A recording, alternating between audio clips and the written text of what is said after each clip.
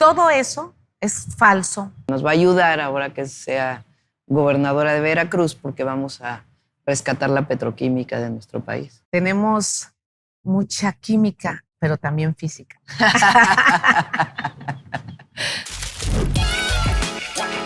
Vamos a ganar el 2024.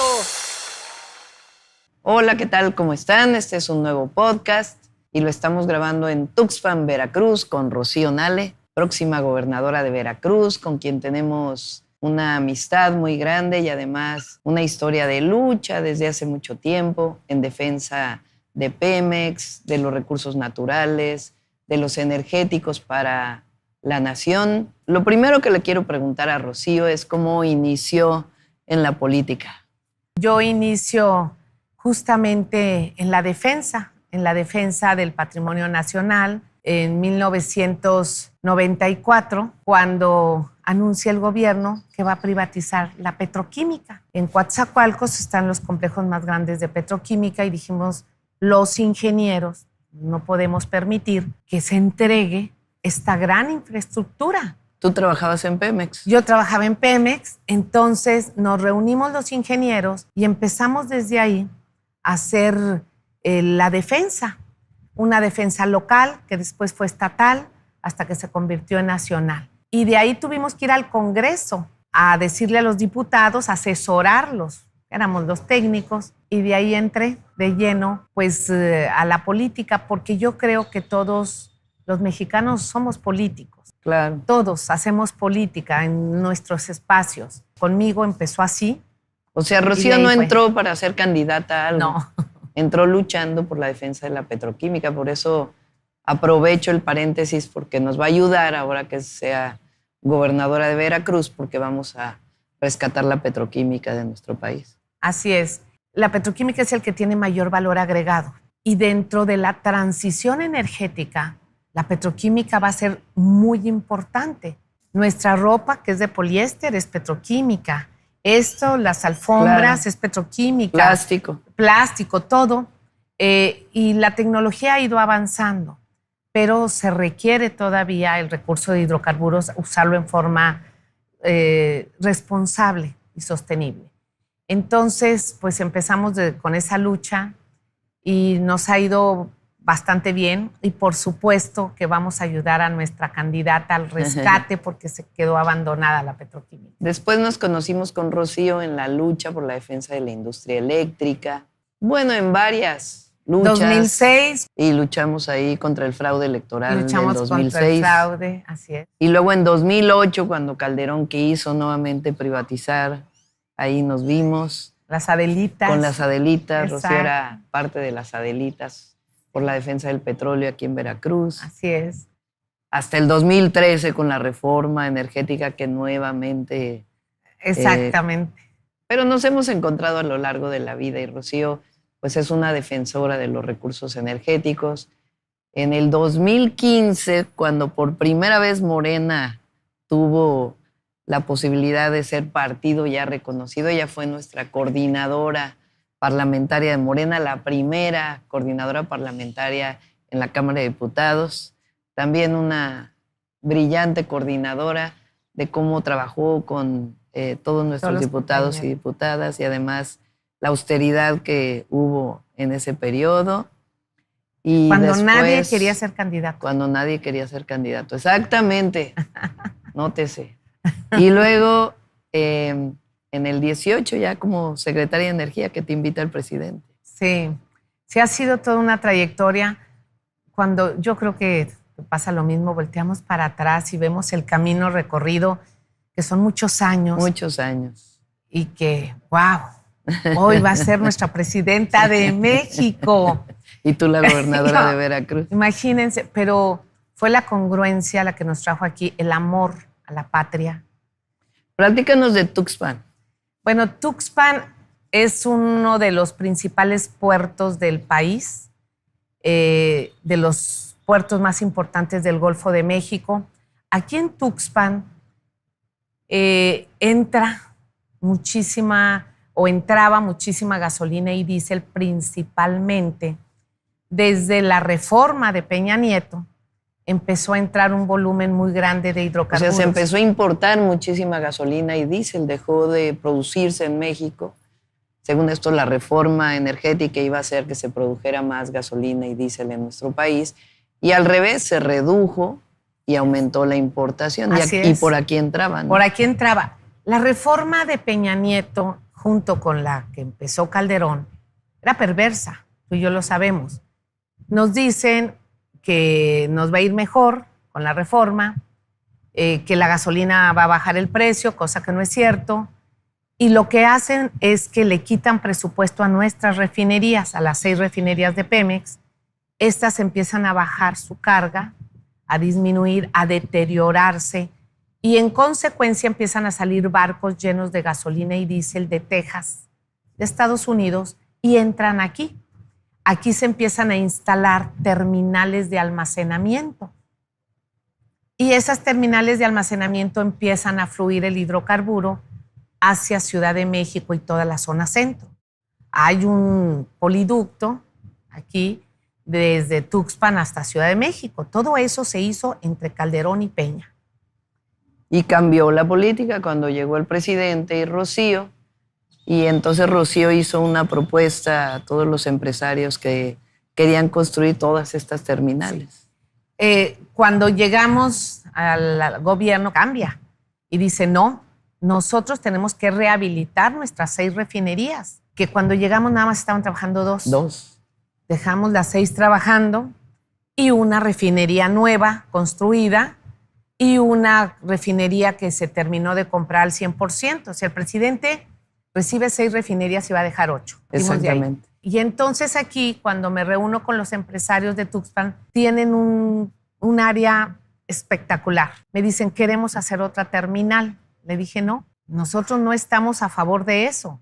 ¿Por qué mejor no toda esta área hacemos un parque industrial? Estamos a 3 horas de la Ciudad de México. Tenemos una vía de comunicación directa terrestre. Entonces vamos a utilizar este espacio, esta superficie.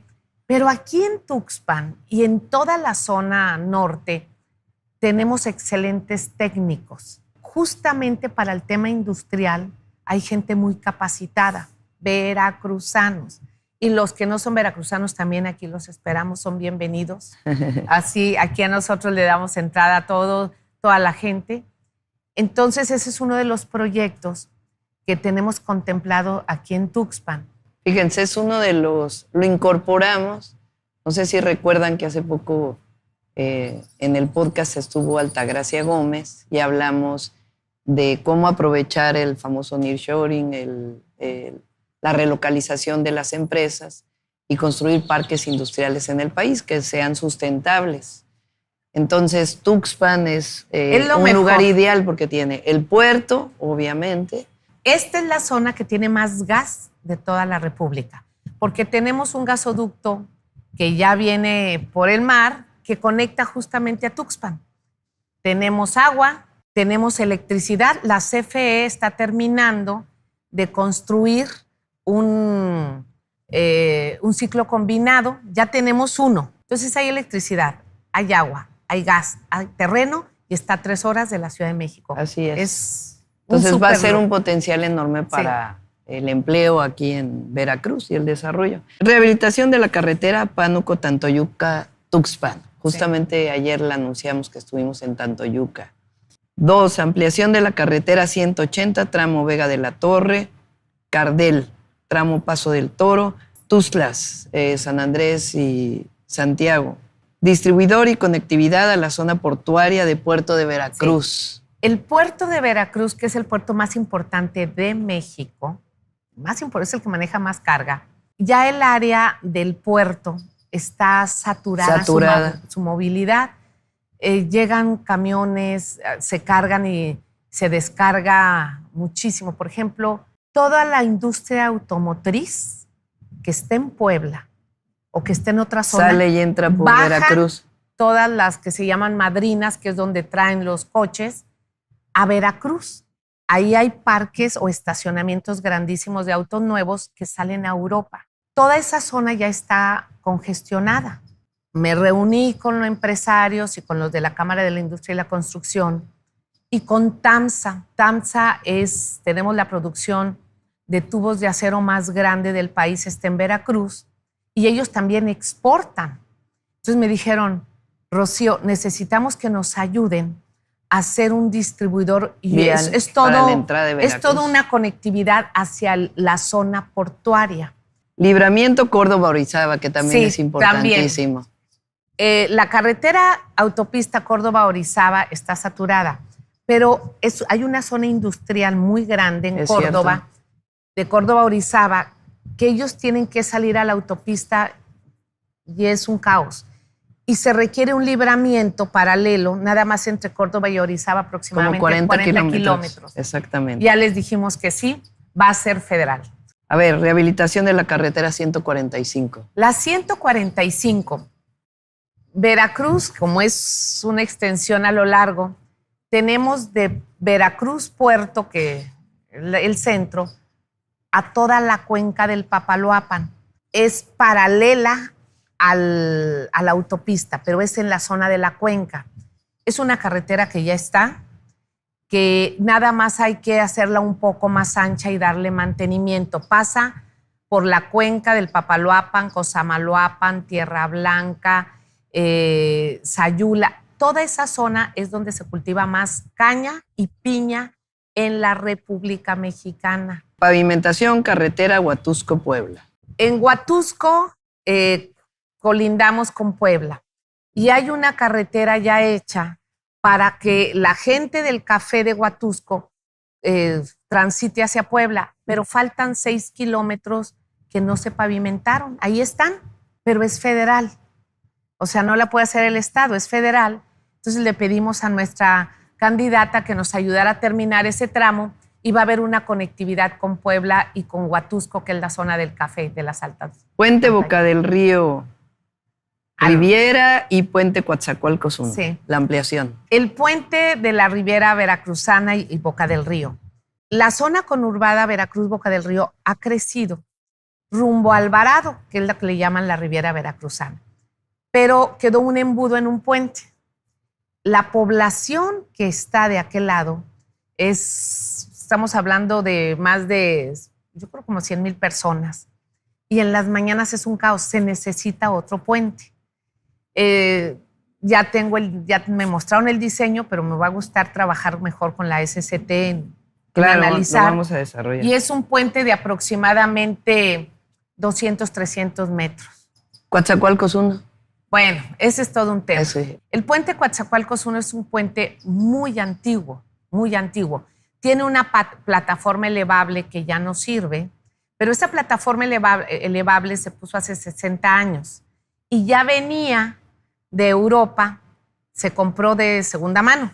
Y la estructura del propio puente ya es muy débil y es un puente de 2 carriles y todos los días circulan aproximadamente 20,000 autos a la zona industrial. Tú planteaste ampliar el puente. Entonces me parece bien, porque sí necesitamos 4 carriles. Si esos 2, hacer el estudio que tenemos de resistencia del puente, más hacer otro paralelo, que eso va a ayudar también a la zona industrial, pues en su momento se llamó el Emporio Petroquímico de América Latina.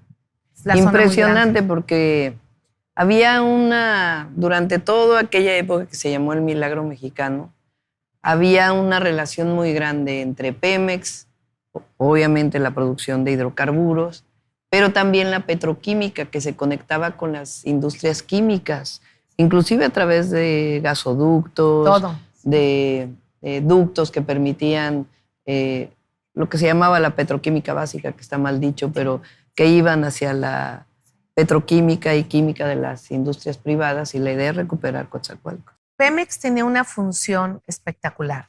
Donde se instalaba Pemex, alrededor se instalaban empresas. Exactamente. Crea un efecto multiplicador.